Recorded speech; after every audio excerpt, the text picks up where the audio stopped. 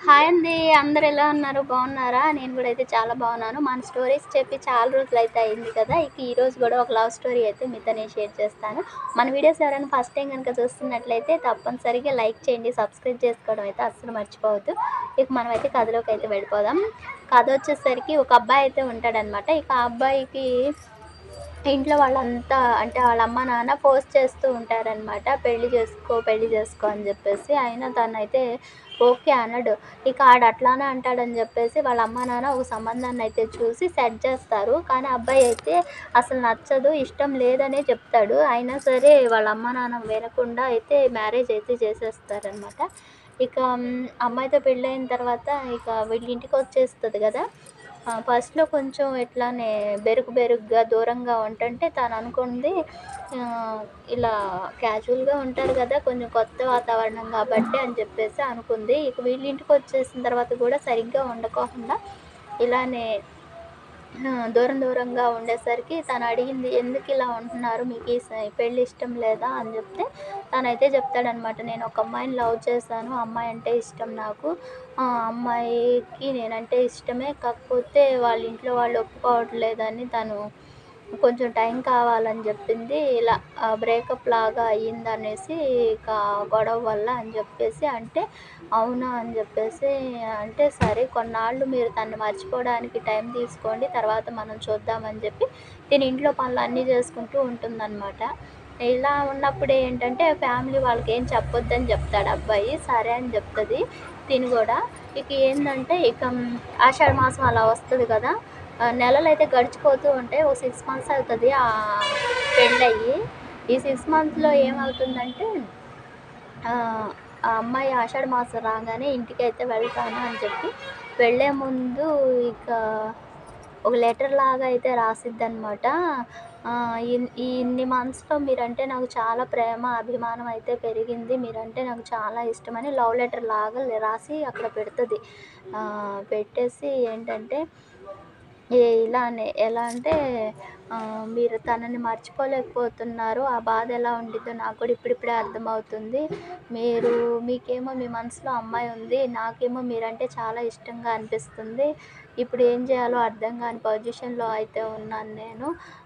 నేను మా ఇంటికి వెళ్ళి వచ్చేలోపు మీరేదో ఒక డెసిషన్ తీసుకోండి అని చెప్పేసి దాంట్లో అయితే రాసి మేబీ మీ మనసు మార్చుకొని తనని మర్చిపోయి మనిద్దరం హ్యాపీగా ఉండాలి అనేసి అనుకుంటాను అని జెప్పేసి తను అలా రాసి పెట్టేసి ఇక తన ఆఫీస్‌కెళ్తాడు గదా! వాళ్ళ అత్తయ్య, మావయ్యతో చెప్పి వాళ్ళ నాన్నతో పాటు బయలుదేరి వచ్చేస్తది. నెల రోజులైనా ఫోన్ కాల్స్ ఏవి చేయడు.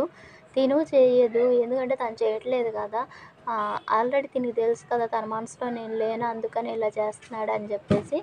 ఇక ఇలా ఉండేసరికి ఏమైందంటే ఇక అక్కడ తనైతే బాధపడిపోతూ ఉంటాడు. నా వల్ల తిను ఇంత ఫీల్ అవుతుంది.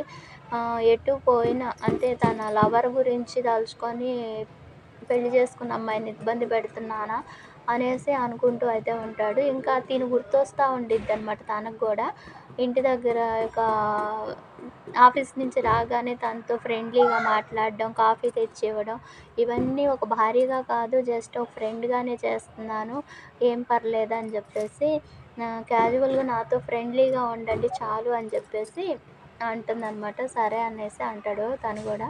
ఇలా ఉంటే ఇక ఏమవుతుందంటే లాస్ట్‌లో ఇక 1 మంత్ అయిపోతది. తిను వాళ్ళ నాన్న ఇంటికి తీసుకెళ్ళి దిగబెడతానికి తీసుకొస్తాడు అమ్మాయి వాళ్ళ నాన్న. ఇలా వీళ్ళొచ్చేటప్పుడే బస్‌లో ఇలా వస్తూ ఉండంగా ఒక చోట ఒక పార్క్ లాగా కనపడుతుంది. ఆ పార్క్‌లో ఏమవుతుందంటే హస్బెండ్ పక్కన ఒక లవర్ అయితే ఆ అమ్మాయి ఫోటో తన పర్స్‌లో చూసిద్ది. ఎవరి అమ్మాయి అని అప్పుడు అడగంగానే మొత్తం మ్యాటర్ చెప్తాడు గదా! ఇక ఆ అమ్మాయి సేమ్ ఇలానే ఉంది. వీళ్ళిద్దరూ ఇక మళ్ళీ ఒకటి లాగా అంటే అప్పుడు కొంచెం గొడవల్లాగా అయ్యి బ్రేకప్ అయింది కదా! ఇప్పుడు ఇద్దరు గూడా కలిసిపోయినట్లున్నారే అని జెప్పేసి ఇక ఏంటంటే ఒకలాగా చాలా బాధపడిపోయిద్ది. వీళ్ళిద్దరి మధ్యలోకి నేనొచ్చాను తెలుసుకోకుండా అనవసరంగా అని జెప్పేసి.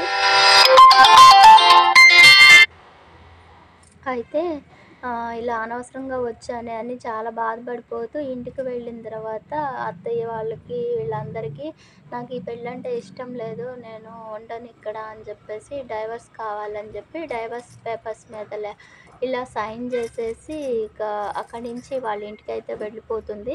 ఆల్రెడీ తిను బాగా చదువుకున్న అమ్మాయే. కానీ దీన్ని మర్చిపోలేదు. మ్యారేజ్ అయింది కదా! జస్ట్ వాళ్ళిద్దరు హ్యాపీగా ఉండాలి అనే ఒకే చిన్న కారణం వల్ల తన సంతోషం కావాలి నాకు. తన్ని లవ్ చేశానంటే లవ్ అంటే ఏంటి?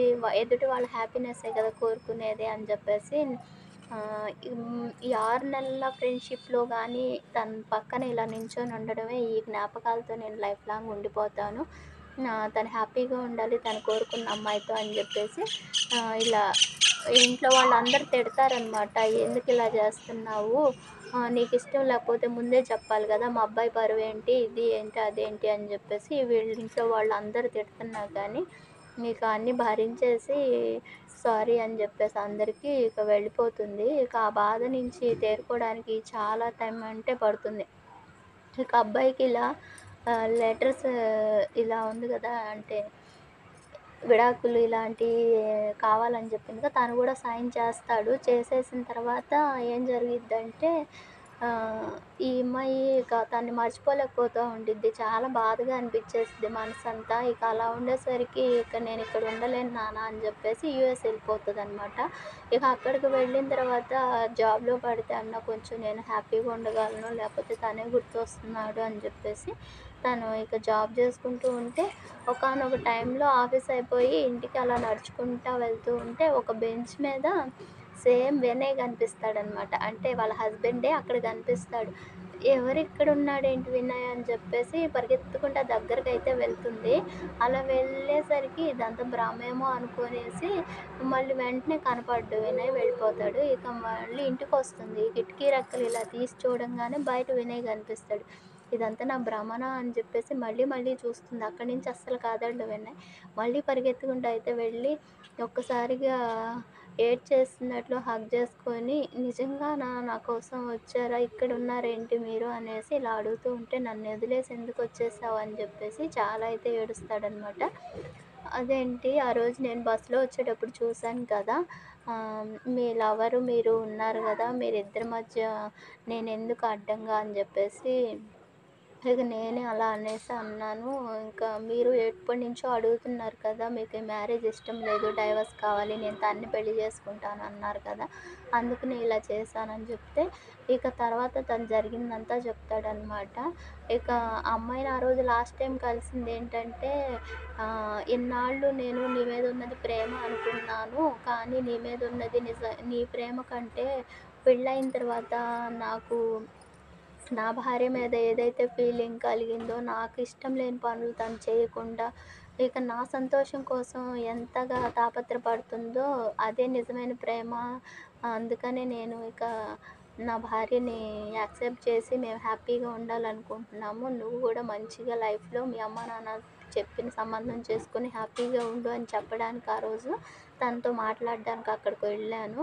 ఆ విషయం నువ్వు తెలియక నువ్విలా చేశావు. ఆ తర్వాత నీతో మాట్లాడదాం అనుకున్నా కానీ ఇక నువ్వు నన్ను అర్థం చేసుకోలేదేమో అన్నట్లుగా నేను ఏం చెప్పలేదు అని చెప్పేసి అన్నాడనమాట. ఇక తనేమో ఇలా అనుకున్నాను అందుకని ఇలా చేశానన్న. తర్వాత ఇక నా ఫ్రెండ్ ద్వారా నువ్వు ఇక్కడున్నావని తెలుసుకొని నీకోసం వచ్చానని చెప్తాడనమాట. ఈ విధంగా ఇద్దరు అయితే ఒక్కటైపోతారు. ఇదైతే ఈరోజు మన లవ్ స్టోరీ. నెక్స్ట్ డే మళ్ళీ ఇంకొక లవ్ స్టోరీతో అయితే వచ్చేస్తాను. Please like and subscribe. బాగా చీకటి పడిపోతుంది. డాబా మీద అయితే ఉన్నాననమాట. Bye bye bye.